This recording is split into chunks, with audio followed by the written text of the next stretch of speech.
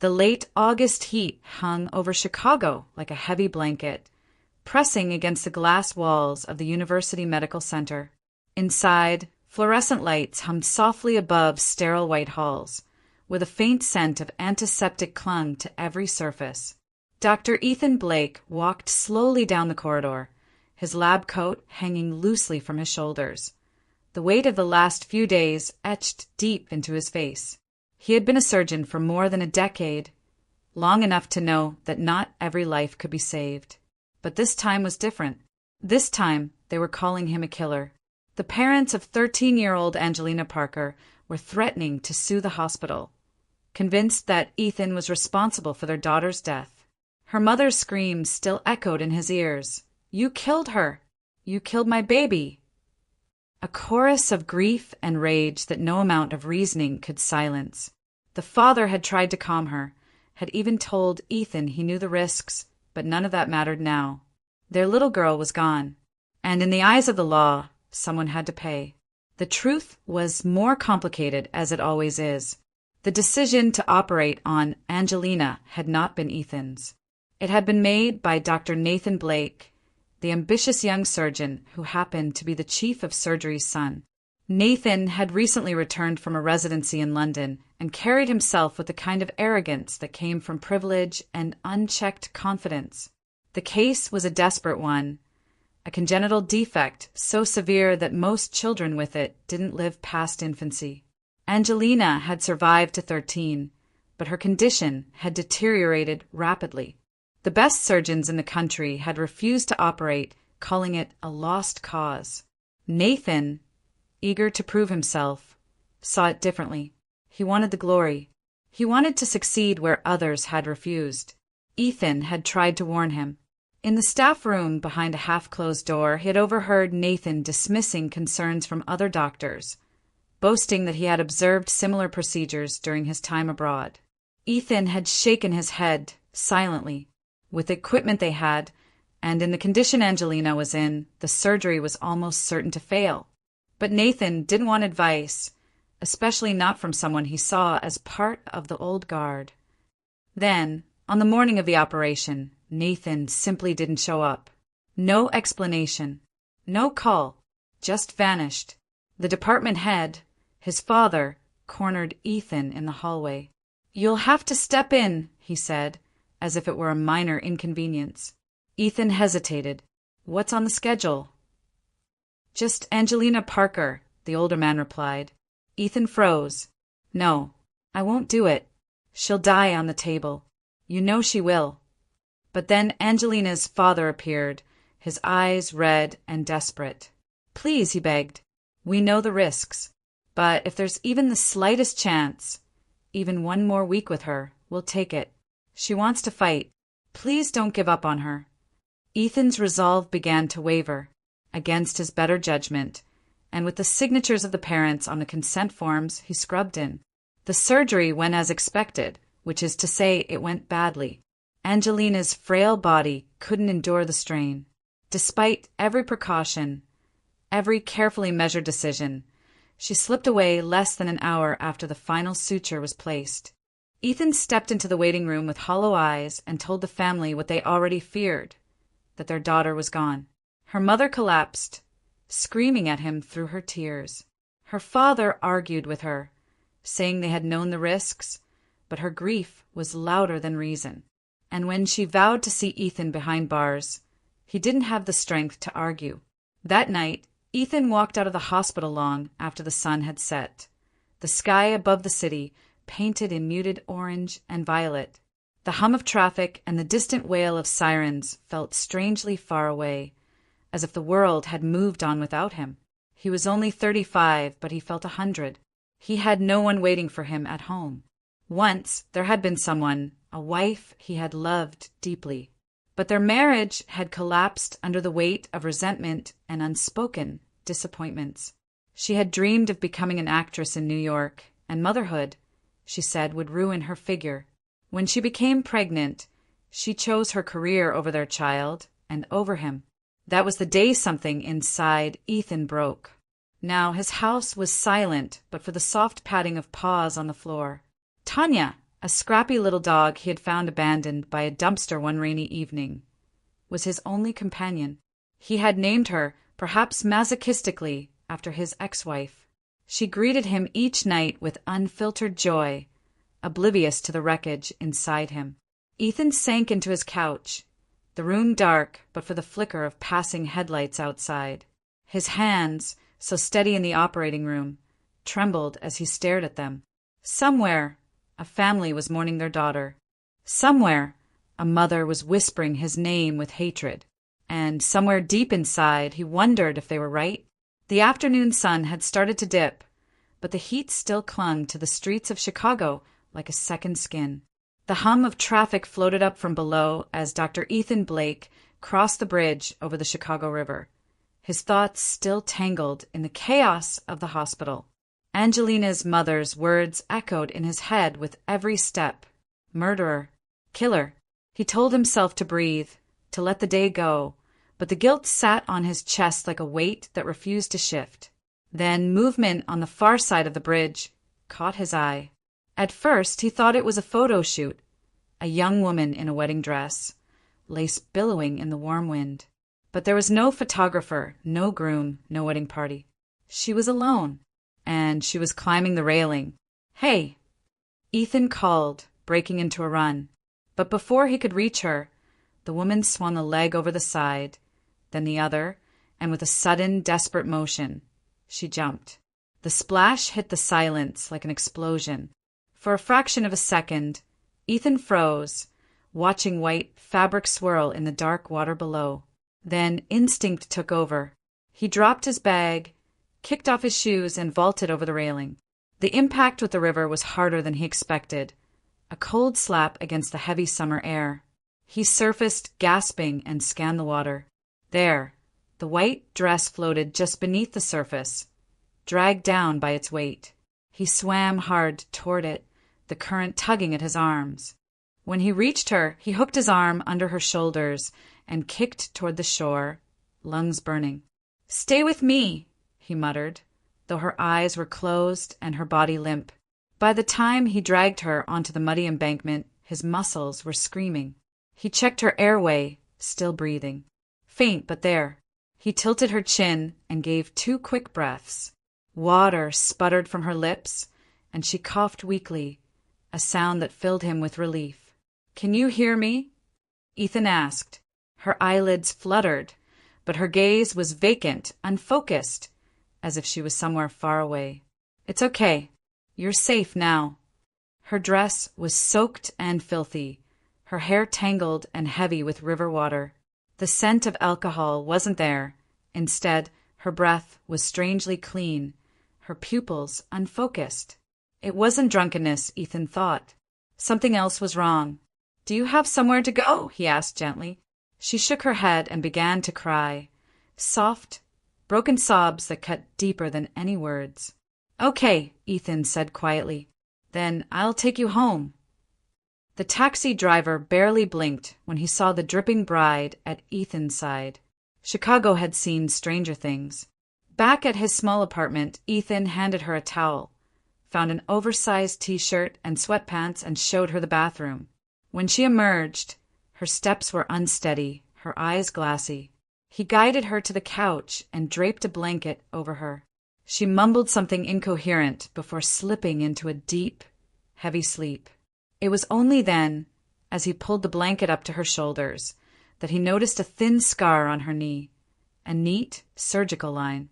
Ethan frowned. He knew that scar. He had stitched it himself almost a year ago on a patient who'd been brought in by a group of bikers, a nameless girl from the streets, injured and alone. He stared at her sleeping face now, trying to reconcile the memory with the woman before him. Not a runaway in torn jeans, but a bride in silk and lace. The next morning, sunlight streamed through the blinds, but the woman on his couch was no better. Her speech was slurred, her thoughts scattered, her movements slow and mechanical. This wasn't a hangover. Ethan's instinct screamed that something deeper was wrong. "You're coming with me," he said gently. She didn't argue. At the hospital, a battery of tests confirmed his suspicion. There was no sign of alcohol or head trauma, but her blood work showed dangerously high levels of psychotropic medication, far beyond any therapeutic dose. It was enough to disrupt her motor function, her memory, even her will. Ethan stared at the report in silence. It wasn't an accident. It wasn't some misguided attempt at self-medication. Someone had drugged her, and they had done it deliberately. He looked at her again, lying unconscious on the gurney, her wedding dress folded neatly in a bag beside her. The nameless street girl from a year ago and this mysterious bride were one and the same. And somehow, her story had collided with his again. He felt something shift inside him, something he hadn't felt since Angelina, a sense of responsibility, of purpose. He had pulled this woman back from the edge once. Maybe fate was telling him he wasn't done yet. "Hang on," he whispered, more to himself than to her. "I'm not letting you fall again." The steady beep of the cardiac monitor filled the small hospital room as the woman stirred beneath the thin, white blanket. Her eyelids fluttered, then opened fully, revealing wide, confused eyes. For a moment, she stared at the ceiling as though trying to remember where she was. Then her gaze shifted, landing on the man standing quietly near the foot of her bed. "Good morning," Dr. Ethan Blake said gently, his tone steady and calm. "You're at Chicago University Medical Center. You were brought here after a fall into the river. How are you feeling?" Her voice was hoarse when she answered, "Like my head's full of fog, and everything feels blurry." "That's to be expected," Ethan said. "You had high levels of psychotropic medication in your system. Do you remember taking anything? Pills? Alcohol?" She shook her head slowly. "I don't drink. I can't. And I didn't take anything." "What's your name?"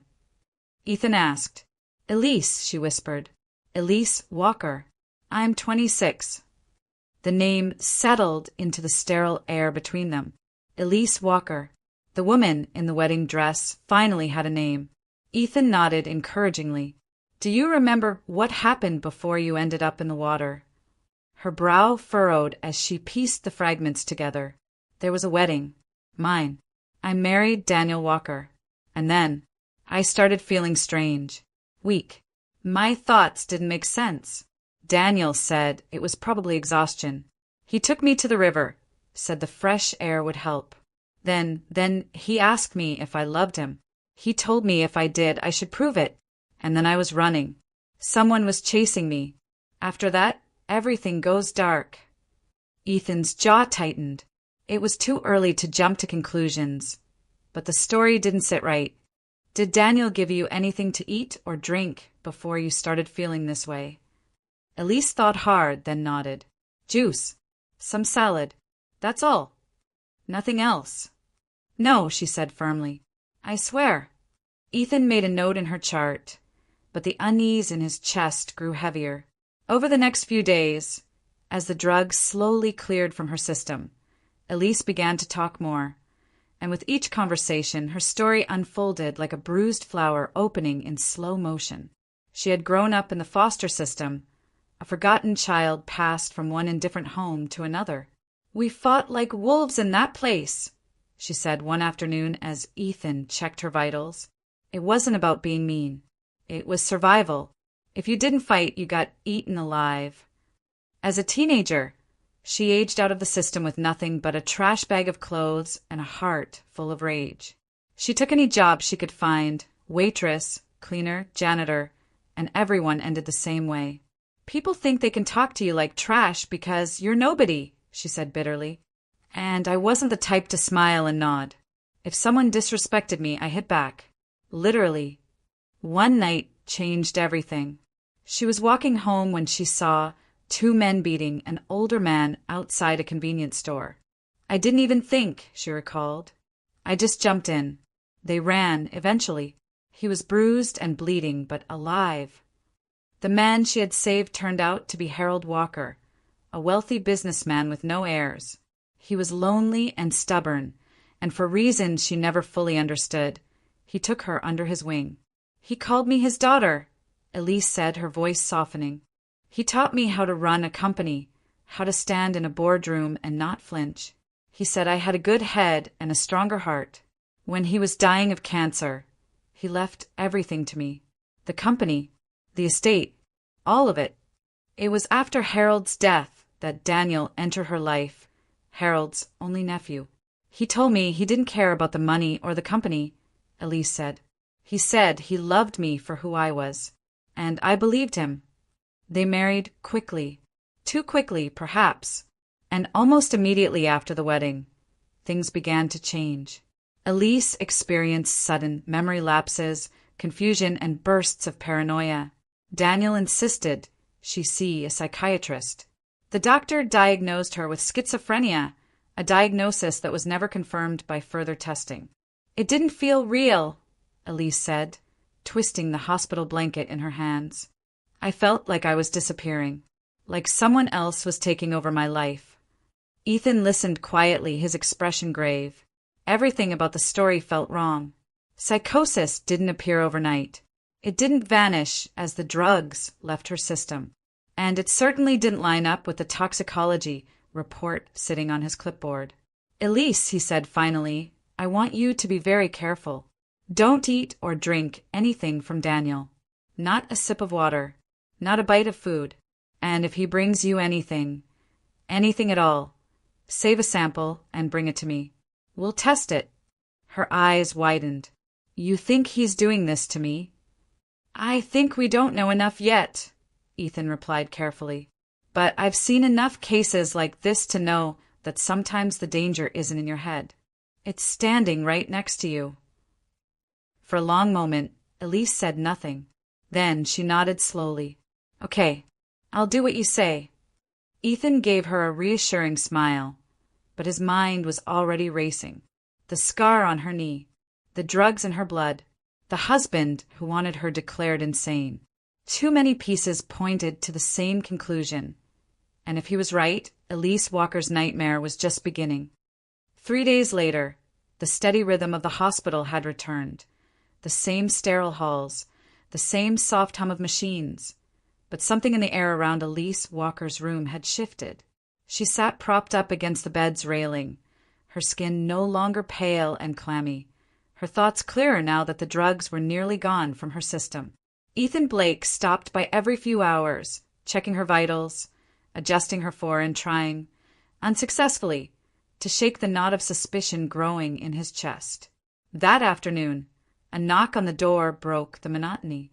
Daniel Walker stepped into the room, carrying a bouquet of pale pink roses. His eyes darted nervously from Elise to Ethan. There you are, he said with forced cheer. You scared me half to death. 1 minute you're next to me, the next you vanished. Ethan watched him closely. She didn't just vanish, Mr. Walker. She jumped into a river. Daniel's smile faltered. I was calling an ambulance. She was acting strange, disoriented. I turned around and she was gone. I thought she'd gone for a walk. I never imagined, he trailed off, shaking his head as if the memory were too painful to finish. Elise stared down at the blanket in her lap. You didn't follow me, she said quietly. Daniel stepped closer. I didn't know where you went. I called and called. Elise, I was terrified. His words might have sounded convincing to someone else. But Ethan had seen too many desperate husbands in too many exam rooms to be fooled. Daniel's tone was rehearsed, his eyes too calculating. He left after a few minutes, promising to return the next day. And he did, this time with a thermos of herbal tea he swore would help Elise relax. Just a sip, Daniel urged. It's chamomile and lavender. You'll feel better. Elise hesitated. Ethan's warning echoed in her mind. But against her better judgment, she drank. The results were almost immediate. Within an hour, the fog began to creep back in. Her speech slowed, her thoughts tangled. By evening, she could barely form a coherent sentence. Ethan ordered another toxicology screen, and the results left no room for doubt. Her blood was once again saturated with high levels of psychotropic drugs, the same class of medication as before. When Ethan showed Elise the results the next morning, She pressed a trembling hand to her mouth. "It's him," she whispered. "It has to be." There was another revelation waiting. The latest blood work contained a second, unexpected result. "Elise," Ethan said gently, "you're pregnant." Her hand dropped to her abdomen as if trying to feel a heartbeat. Her face went white. "No, it's still early," he said softly. "A few weeks, maybe." Tears welled in her eyes.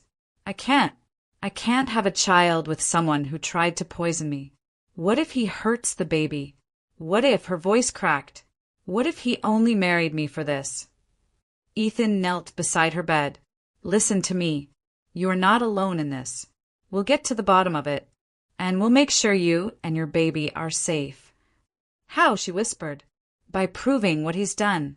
But we need evidence, and the best evidence is a confession." So they made a plan. Ethan would notify the hospital's legal team and discreetly alert the police. They would be present, out of sight, when Daniel came to visit again. Elise would act as if nothing had changed. 2 days later, Daniel arrived carrying another thermos. "I thought you could use more of that tea," he said, setting it on the bedside table. Elise glanced at it, but didn't touch it. "Daniel," she began carefully, "I've been thinking about what happened, about how I ended up in the river." He laughed nervously. "You were confused. It happens." "I don't think I was confused," she said. "I think someone gave me something." Something in Daniel's expression hardened. "Are you saying I did this?" "I don't know," Elise said softly. "Did you?" The silence stretched. Then Daniel scoffed. "You're imagining things again. You always do this. This is why the doctor said you need treatment. You're unstable, Elise. You always have been." Her hands clenched around the sheets. "I wasn't unstable before I met you." "You were always unstable," he shouted, the mask slipping. "I gave you those pills to calm you down because you were out of control. I was trying to help you." Ethan stepped forward from his position near the wall. "You gave her the drugs?" Daniel froze, realizing what he'd said. I didn't mean—" "You said it," Ethan cut him off. "You admitted it." Daniel's face flushed with anger. "So what? I'm her husband. I have a right to take care of her. And half of everything she owns is mine now. That's how marriage works." From the corner of the room, a voice spoke up. "Not when the marriage was built on a crime." Daniel turned. 2 uniformed officers stepped into view, their presence suddenly filling the room. "Daniel Walker," one of them said, "you're under arrest for administering controlled substances without consent and for attempted fraud." Daniel's jaw dropped. "You set me up," he spat. "No," Ethan said coldly. "You set yourself up." As they read Daniel his rights and snapped the cuffs around his wrists, Elise watched silently, tears sliding down her cheeks. "I want a divorce," she whispered as they led him away.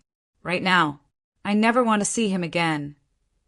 Ethan placed a reassuring hand on her shoulder. "Then that's exactly what we'll make happen." The silence that followed Daniel's outburst was sharp enough to cut through the air. His words still hung there, raw and ugly. "Half of everything she owns is mine now. That's how marriage works." And then, before he could backtrack or reframe what he'd just admitted, a door at the far end of the room opened with a quiet click. 2 uniformed officers stepped in, followed by a plainclothes detective holding a small recording device. "We heard everything," the detective said calmly. "Every word." Daniel spun around, his face draining of color. "What the hell is this?" "Daniel Walker," the officer began, stepping forward. "You are under arrest for administering controlled substances without consent and for attempted fraud." Wait, you can't do this."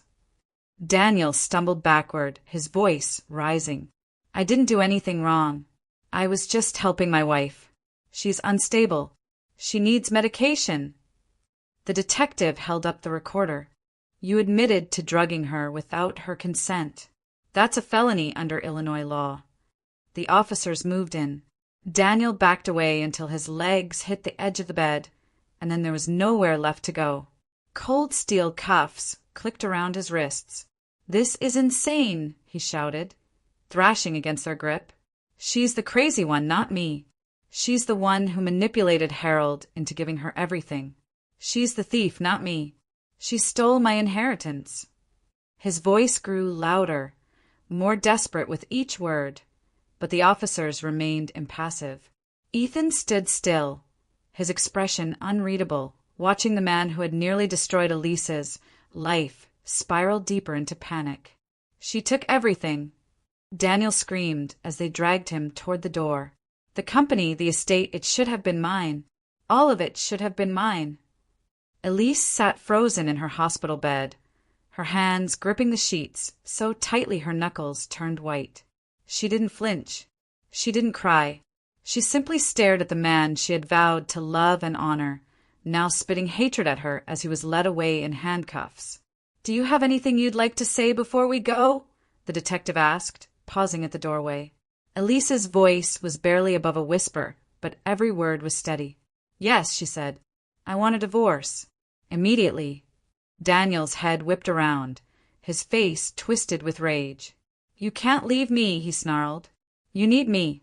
You're nothing without me." But Elise didn't respond. She just stared at him with an expression that wasn't anger or fear.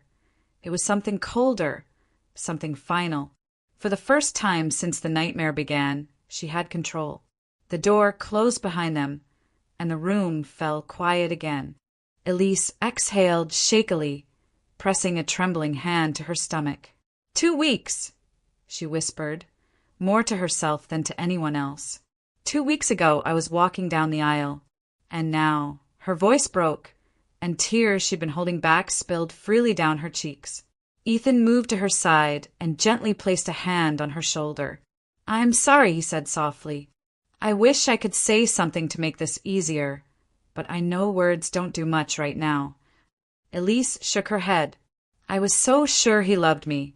I believed every word. And now I'm carrying his child. How do I even begin to process that?" "One step at a time," Ethan replied. "The most important thing is that you and your baby are safe, and I'll help make sure it stays that way." Her eyes lifted to meet his. "Why are you doing this? You barely know me." Ethan hesitated, his gaze distant for a moment. "Because I've seen what it's like when no one is there to help, and because I believe you deserve better than what he tried to do to you." Something shifted in Elise's expression, a flicker of trust, faint but real. "What happens now?" she asked. "Now," Ethan said gently, "we focus on your recovery. The police will handle Daniel. A lawyer will help you start the divorce process, and I'll connect you with someone who specializes in protecting victims of domestic crimes. You're not alone in this." The words settled over her like a warm blanket. For the first time in weeks, maybe months, Elise allowed herself to breathe. The ache in her chest didn't vanish, but it dulled enough for her to feel the weight of exhaustion pressing down. "Thank you," she whispered. Ethan nodded. "You don't have to thank me. Just promise me you'll keep fighting, for yourself and for your child." She placed a hand over her stomach again, the faintest hint of determination in her voice. "I will," she said.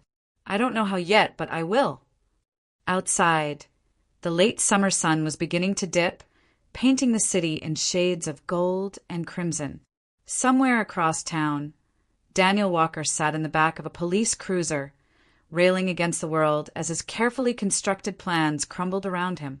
But in this quiet hospital room, Elise Walker was beginning something new, a journey not just toward justice, but toward reclaiming her life. And for Ethan, watching her take that first fragile step, the heaviness he'd carried since Angelina's death eased just a little. He couldn't save everyone, but maybe, just maybe, he could save her. The weeks that followed Daniel Walker's arrest passed slowly but steadily. The storm had begun to quiet.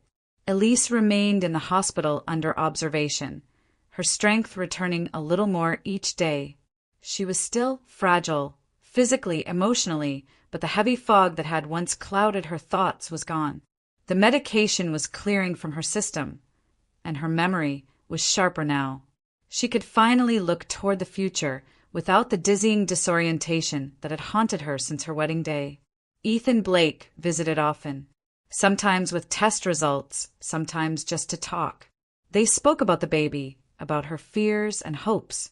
They spoke about the lawsuit she planned to file against Daniel. And sometimes when the sun dipped low and the hospital halls were quiet, they spoke about pain, the kind that lingers long after wounds should have healed. It was during one of those quiet afternoons that something stirred in Ethan, a question he had buried years ago but could no longer ignore. Elise had mentioned bits of her childhood in the foster system, memories of group homes, of names on files she was never allowed to see, of the vague story she had been told about her biological parents. It had been simple. Her mother died young, her father was gone, and there were no known relatives. That was all she knew. Something about that story scratched at the back of Ethan's mind. It was too familiar. A few nights later, long after his shift ended, he sat in the archives room of the hospital's research library, sifting through old records and databases. What started as idle curiosity became an obsession. He requested his own sealed birth records, something he hadn't dared to do before. When the envelope arrived, heavy with official stamps and brittle photocopies, he opened it with shaking hands. The file was sparse but devastating. His biological father, a man he had no memory of, had been convicted of armed robbery and manslaughter. He died in prison before Ethan turned 2. His mother, unable to support him, had lost custody shortly after. Ethan had been adopted by a distant cousin, a couple who raised him as their own and never spoke about the past. But one line at the bottom of the report stopped him cold. Mother gave birth to a second child, female, 2 years after the termination of parental rights. Child placed in state custody. Location undisclosed. For hours he stared at those words, reading them again and again. A second child, a little girl, a sister he had never known. He requested access to old state adoption records. It took days of bureaucratic hurdles, calls to social services, and favors from colleagues. But eventually the truth emerged. The little girl born to his biological mother had entered the foster system under the name Baby Jane Doe. At age 3, she was renamed Elise. Elise Walker. Ethan's breath caught in his chest. It felt as though the ground beneath him had shifted. Elise, the woman he had pulled from a river, the woman whose life he had saved twice now, was his sister, his family. He didn't tell her right away. How could he? The revelation was too heavy, too enormous. He double-checked every document, every date, every line of information until there was no doubt left. And then, one quiet afternoon, he walked into her room with the envelope clutched in his hand. "Elise," he said softly, pulling a chair to her bedside. "There's something I need to talk to you about. Something important." Her brows knit in confusion. "You're scaring me. What is it?" He took a deep breath. "I've been looking into my past. My biological parents. I never knew much about them. But I found out that my mother, she had another child. A daughter. 2 years after I was taken away." Elise blinked, unsure where he was going with this.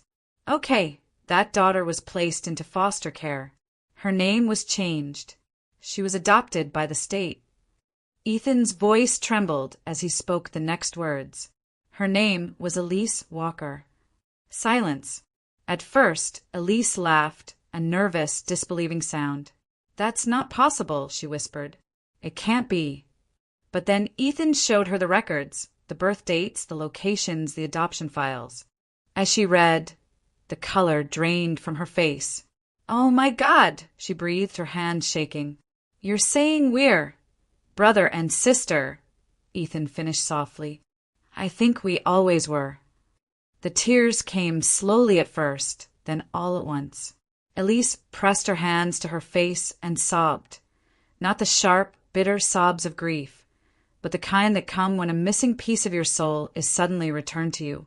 Ethan reached for her, and she fell into his arms without hesitation. "I thought I was alone," she whispered into his shoulder. All these years I thought I had no one." "You were never alone," he said, his own voice breaking. "We just hadn't found each other yet." They held each other for a long time, the beeping machines and distant hospital noises fading into nothing. In that sterile room, something sacred had taken root, not just blood but belonging. The woman he had saved from the water, the patient whose life he had fought to protect, was his sister. And she was no longer just someone he was helping. She was family. When they finally pulled apart, their eyes were red, but their smiles were genuine. "Promise me," Elise said, her voice still trembling. "Promise me we'll never disappear from each other again." "Never," Ethan said. "Not for a single day." In that moment, the weight of the past, his failures, her loneliness, their fractured histories, began to lift. What had started as a chance encounter on a bridge had become something infinitely deeper. Fate hadn't just crossed their paths. It had reunited them. Autumn settled gently over Chicago, softening the sharp edges of the city with golden light and crisp air. Months had passed since Daniel's arrest, and the chaos that had once defined Elise Walker's life had slowly begun to recede. Her days were now marked not by fear or confusion, but by quiet routines and small, steady joys. The pregnancy that had once terrified her became something else entirely, a source of purpose, even healing. She attended prenatal appointments with meticulous care, took long walks by the river, and read every book she could find about motherhood. The shadow of betrayal still lingered, but it no longer defined her. What had once been a reminder of pain had become, against all odds, a promise of new beginnings. Ethan Blake remained by her side through it all. He had helped her find a lawyer to begin divorce proceedings and arranged consultations with specialists to ensure the baby's health. But more than that, he simply showed up. He stopped by with takeout on nights she was too tired to cook, drove her to appointments when the nausea was too much to handle, and never once let her forget that she was not alone. It was during one of those routine checkups that Lauren Kim stepped into the picture in a way neither of them had expected. Lauren had been part of the hospital team since Elise's admission. Calm, steady, always with a reassuring word when things felt overwhelming. Ethan had known her for years, but somewhere in those long weeks of late-night shifts and quiet conversations by Elise's bedside, something between them shifted. Lauren would stop by Elise's room even when she wasn't assigned there, bringing herbal tea or fussing over the fetal heart monitor readings. "She's not just your patient," Lauren teased Ethan once, nudging his shoulder. "She's your sister, and that makes her my friend." It was Elise, of course, who noticed first. "You like her," she said one afternoon as Ethan helped her adjust the blanket over her legs. Ethan blinked, caught off guard. "What?" "No, she makes you smile," Elise interrupted with a knowing grin. "And I haven't seen you smile like that in a very long time." He tried to deflect, but Elise wasn't letting it go. "Ask her out," she urged. "You've spent so much of your life saving everyone else, Ethan. Maybe it's time you let someone save you for a change." It took him a week, but he did it. He asked Lauren to dinner after one of their shifts. She said yes without hesitation. What started as cautious steps quickly became something real. Their first date turned into a second, then a third. They discovered shared passions, a love for old jazz records, an obsession with obscure documentaries, a mutual habit of watching thunderstorms from the safety of a cafe window. Ethan, who had spent so many years locked inside his own guilt and solitude, found himself laughing more, sleeping better, hoping again. And Lauren, who had built walls of her own after a painful divorce, found herself lowering them piece by piece. "You make it feel safe to start over," she told him one night as they walked along the river, the city lights shimmering on the water. They made Elise part of their new rhythm, too. On weekends, the three of them would explore the city, farmers markets, art fairs, quiet coffee shops tucked into side streets. They turned ordinary afternoons into small celebrations, each outing a reminder that family was not just something you were born into, but something you built. Elise, growing heavier with each passing week, would laugh as Ethan insisted on carrying every bag, while Lauren snapped photos of her baby bump against murals and autumn leaves. It was during one of those weekends, as they sat together on a park bench watching the river flow beneath a canopy of amber leaves, that Ethan knew. Lauren was no longer just someone he cared for. She was the future he wanted.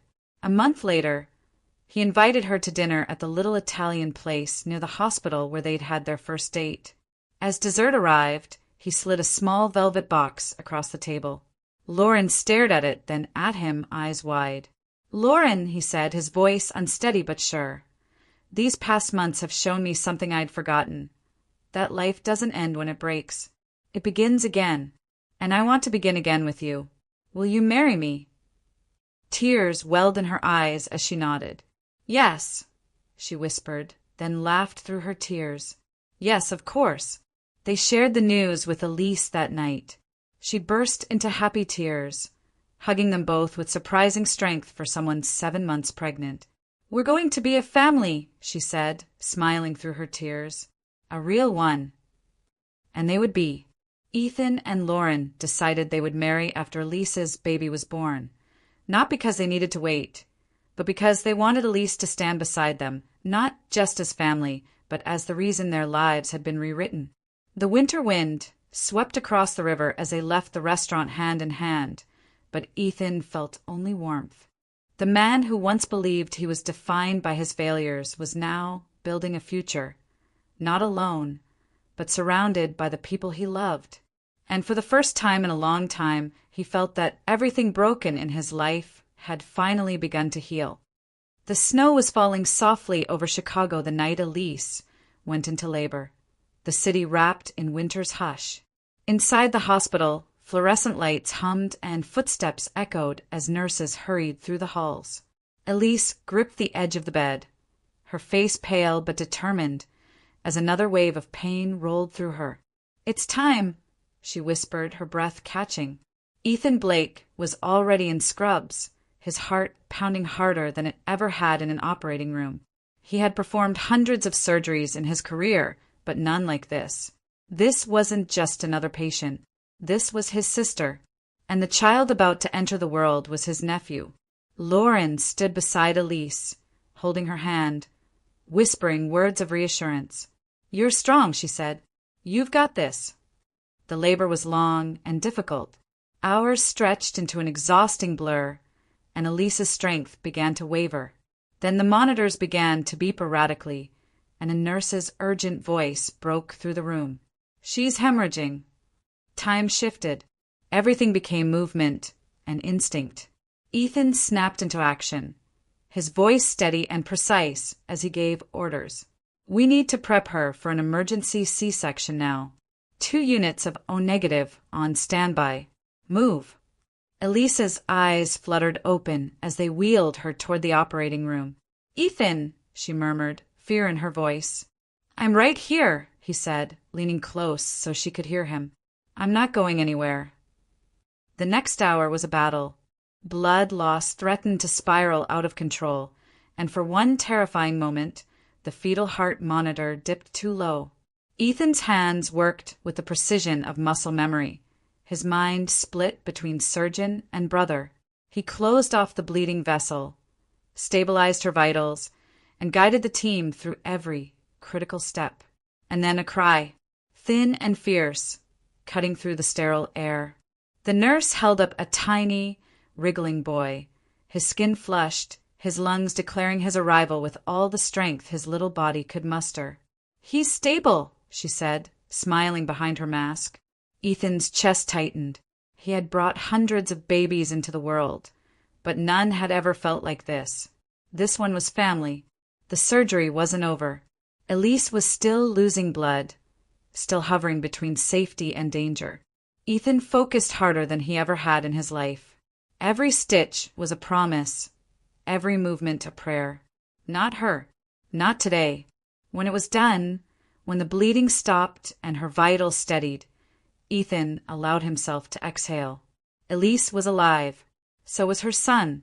She woke hours later in recovery, her body weak, but her spirit intact. Lauren was sitting beside her, cradling a swaddled bundle in her arms. "He's beautiful," Lauren whispered, tears glistening in her eyes. "Do you want to meet your son?" Elise's hands trembled as she took the baby into her arms. He was so small, so impossible.